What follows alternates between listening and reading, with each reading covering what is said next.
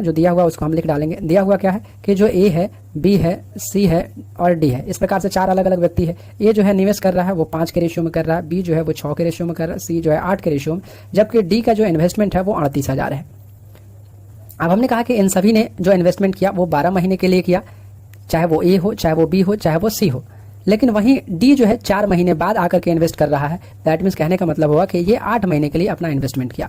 उसके बाद क्वेश्चन में कह रहा है कि डी को वर्ष के अंत में जो है 1/, टोटल लाभ का 1/7 प्राप्त होता है। इसके कहने का मतलब हुआ कि जो डी को जो प्रॉफिट हुआ है वो प्रॉफिट हुआ है टोटल का 1/7, टोटल का 1/7।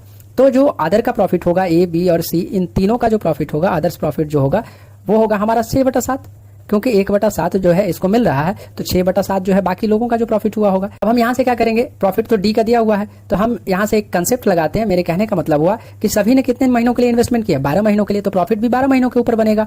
तो ए, बी, सी और सभी इन सब की जो इन्वेस्टमेंट होगी वो 12 महीने के लिए होगी, जो कि इन्वेस्टमेंट है किसका, डी का, जो 38,000 के बराबर है और वो 8 महीनों के लिए कर रहा है। जबकि हमने कहा कि एक जो डी का इन्वेस्टमेंट है वो कितना है, 1 है, जबकि अदर्स का जो इन्वेस्टमेंट है वो कितना है, 6 है। तो इस प्रकार से यहाँ हमें क्या करना होगा, 6 से मल्टीपल करना होगा। तो जो ए, बी, सी, इन तीनों का जो प्रॉफिट होगा वो प्रॉफिट होगा 38,000 गुना 8 गुना 6 और बटा 12। तो यहाँ से काट लेंगे, 6 दून 12, 2 चौक 8। तो ये टोटल जो है 38,000 गुना 4 जो है ये क्या होगा, ये ए, बी, सी तीनों का प्रॉफिट हो गया। जबकि हमें इनकम पूछा है, ए, बी, सी का इनकम का रेशियो दिया गया है और सी का इनकम पूछा है कि वो कितना है। तो हमने कहा ए, बी, सी के टोटल इनकम का रेशियो जोड़े तो 6, 5, 11 और 8, 19 हो गया। तो ए, सी का निकालना है हमने, तो हमने सी का जो इनकम होगा वो होगा 8/19, और इस 8/19 का जो वैल्यू है वो इतना है। तो हम यहाँ 8/19 की बात कर लेते हैं। तो 8/19 गुना 38,000 गुना जो है 4, तो यहाँ से हम काटेंगे तो 19 दून 38, 2,000 हो गया।